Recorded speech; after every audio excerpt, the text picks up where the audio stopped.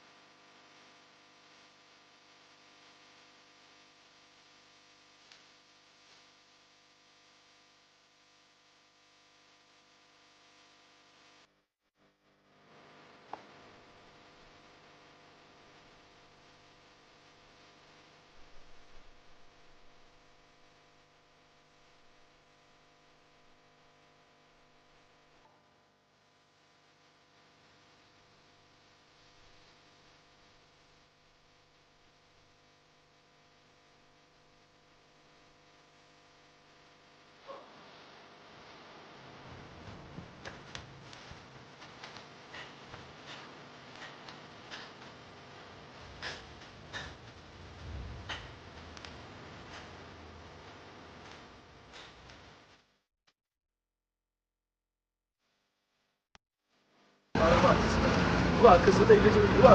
እባክህ ልጄ ስጠኝ።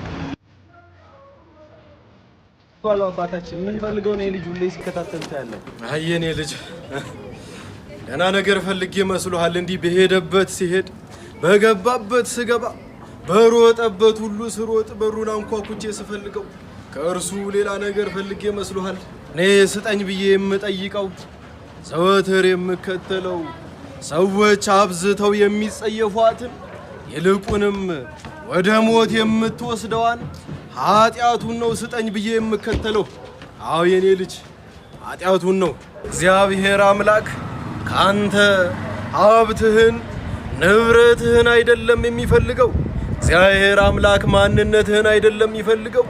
እግዚአብሔር አምላክ ካንተ የሚፈልገው ኃጢአትህን ነው የኔ ልጅ። ዘወትር ስጠኝ ብሎ የሚጠይቅህ ኃጢአትህን ነው።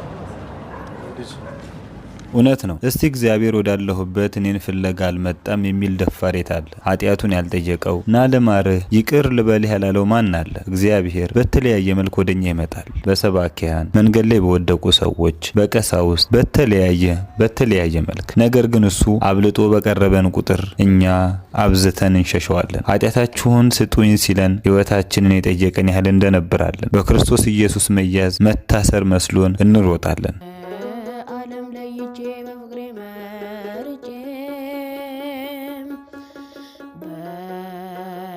በረከትና ፍቅር ሰላም ይኖር